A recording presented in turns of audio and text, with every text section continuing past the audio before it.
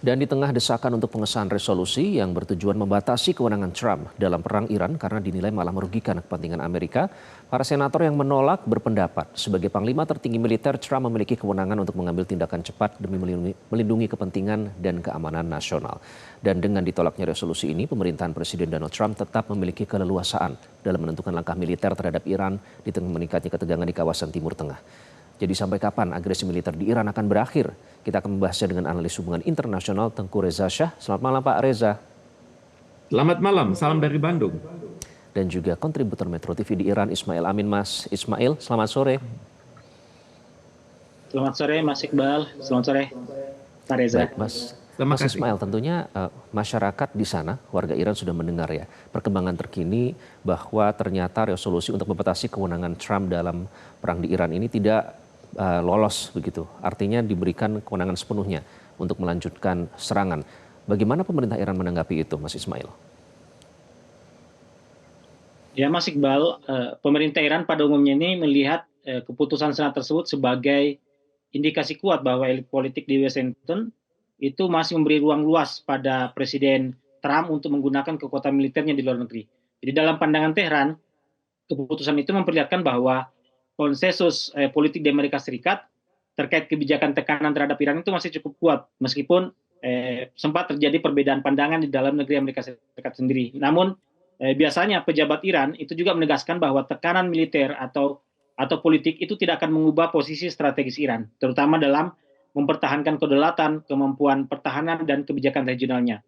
Sejak awal, Iran sudah mengatakan bahwa siap berperang sampai kapanpun, bahkan mengatakan Menlu Iran, Arakci, Said Abbas Arakci mengatakan bahwa Amerika dan Israel lah yang memulai perang, tapi akhir dari perang kamilah yang menentukan. Jadi apapun keputusan Senat di Amerika Serikat dengan memberikan keleluasan kepada Donald Trump untuk menyerang, untuk senantiasa melakukan agresi ke Iran, Iran sudah mempersiapkan diri terhadap skenario terburuk apapun. Oke, Pak Reza, ini kalau kita lihat kan suaranya 53 menolak resolusi dan 47 mendukung. Meskipun sebelumnya sempat diprediksi ya bahwa desakan atau tekanan dari dalam negeri itu sangat kuat terhadap Donald Trump karena dinilai mengutamakan kepentingan Israel dan bukan kepentingan warga Amerika. Nah, menurut Anda apakah hasil ini ada perubahan yang terjadi atau memang sudah bisa diperkirakan bahwa ujung-ujungnya resolusi ini akan ditolak, Pak Reza? Memang agak membingungkan ya, karena kalau saya perhatikan sebelumnya itu banyak sekali kritik atas Trump ya. Kritik dari banyak sekali lembaga-lembaga di Amerika Serikat, misalnya mereka melihat bahwa Trump ini setahun pertama ini ratingnya sedang turun ini, hanya sekitar tahun 2017 ratingnya 35% dan tahun 2025 ini setahun pertama sudah mencapai 34%. Itu sangat jauh dibandingkan rating dari George Bush Senior, kemudian Presiden Bush Junior, Presiden Carter, Presiden Clinton, Presiden Reagan, Presiden Obama, dan Presiden Biden.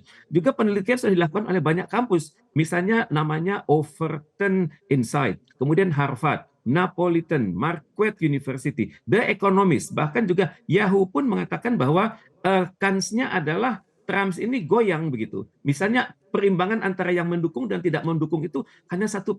Cuman disinilah hebatnya Amerika Serikat, bahwa di detik-detik terakhir itu yang namanya lobby itu bekerja. Lobby terutama sekali berasal dari lobby AIPAC.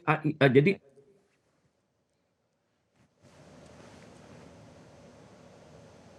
Baik, Pak Reza. Oke. American Israel Public Affairs Committee. Baik, Pak Reza, kami sambil memperbaiki komunikasi ya Pak, ini agak putus-putus, nanti kita sambung lagi. Mas Ismail, memang kalau kita lihat ini kan sebenarnya suara Senat dan Kongres ini kan dipertanyakan ya, apakah memang benar-benar merepresentasikan suara dari masyarakat Amerika sendiri. Karena kalau kita lihat survei, mayoritas warga Amerika itu sebenarnya menolak serangan ke Iran ini. Nah, kalau di Iran sendiri, apakah keputusan Senat ini akan mempengaruhi strategi militer Iran ke depan? Apa informasi yang berhasil Anda himpun di sana, Mas Ismail? Ya Mas Iqbal, secara prinsip strategi militer Iran ini tidak bergantung pada dinamika politik pada jangka pendek di Washington. Doktrin pertahanan Iran sejak awal itu dibangun berdasarkan konsep daya tangkal, konsep bisa bertahan dalam jangka waktu yang lama, termasuk juga dengan strategi perang, strategi asimetris yang bertujuan mencegah serangan langsung dari kekuatan militer yang lebih besar. Jadi sampai keputusan ini pun diambil dari Senat di Washington, itu tidak mempengaruhi strategi militer Iran. Sampai sekarang Iran masih terus melancarkan serangan, disebutkan sudah gelombang ke-19 dari sejak awal melancarkan serangan, dan sampai saat ini juga disebutkan oleh IRGC pencapaian-pencapaian, keberhasilan-keberhasilan dari serangan ini terus mereka dapatkan, terutama menjatuhkan jet tempur, menjatuhkan drone dari jenis Hermes, termasuk juga MQ-9 dan sejumlah keberhasilan-keberhasilan yang lain, termasuk memukul mundur kapal induk Amerika Serikat sehingga harus mundur ke Samudra Hindia. Sampai sekarang kami melihat bahwa strategi militer Iran masih tetap dengan strategi asimetris ini dan tidak ada perubahan apapun dan tidak terpengaruh oleh keputusan apapun di Senat Amerika Serikat. Apapun dinamika yang terjadi di dunia politik di dalam negeri Amerika Serikat tidak akan mempengaruhi terhadap keputusan militer Iran ya. Pak Reza, ini kan lagi-lagi pertanyaan soal suara masyarakat Iran sendiri. Kalau survei, setidaknya opini publik yang dihimpun oleh Reuters ataupun Ipsos, ini sebagian besar kan menolak ya sebenarnya. Dan banyak yang bilang kalau Trump itu mengkhianati prinsip America First yang antinya anti perang dengan luar negeri, kemudian fokus dengan ekonomi dan hindari konflik panjang. Ini malah sebaliknya. Nah, ini Anda melihatnya apakah dengan ditolaknya resolusi ini, apakah berarti perang ini akan berlangsung lebih panjang dan bahkan pada saat nanti jika membutuhkan anggaran lebih untuk perang ini, Pak Reza?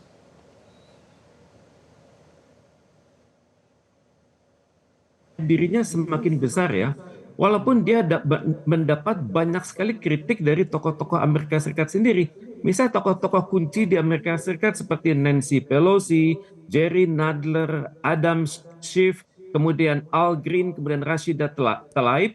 Mereka semuanya mengatakan bahwa kalau nanti terjadi pemakzulan, ini akan sangat serius. Tapi tidak ada yang menyangka bahwa dia bisa menang dengan skor yang cukup menguntungkan Trump, yakni 53 banding 47. Saya pikir dalam kondisi-kondisi yang goyang seperti itu, ternyata Partai Republik itu sangat kompak. Yang kedua adalah dukungan mutlak dari para lobbyis itu berjalan sehingga mereka bisa menarik suara dari partai bukan Demokrat. Memang sulit dibuktikan ya. Ini adalah black box ya. Black box kotak hitam yang sulit sekali dibuktikan. Tapi yang jelas dia pasti mendapatkan dukungan dari AIPAC, yakni American Israel Public Affairs Committee, dan juga Military Industrial Complex. Karena Military Industrial Complex itu sangat berkepentingan dengan berjalannya perang. Dengan berjalannya perang, maka proyek-proyek mereka itu akan terbukti di lapangan, istilahnya combat proven. Dengan demikian mereka bisa menjual ke berbagai belahan bumi yang lain. Tapi bagi yang hebatnya adalah Donald Trump ya. Dia bergerak hanya dari satu jalur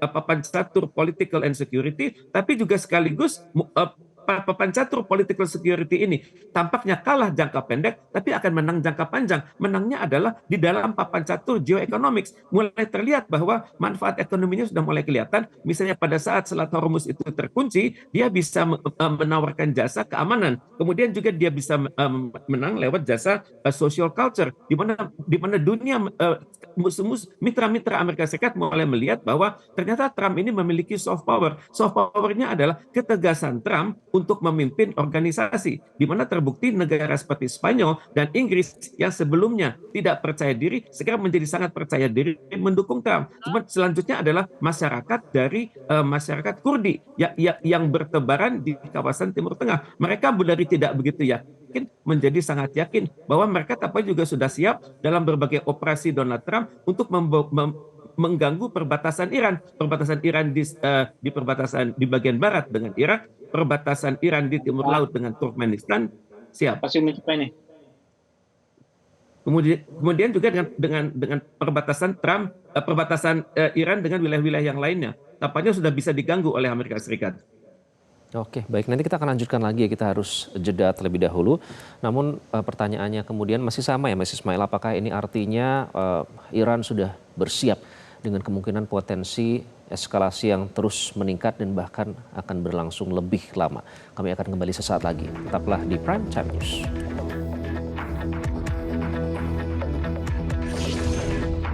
Jelajahi cara baru mendapatkan informasi. Download Metro TV Extend sekarang.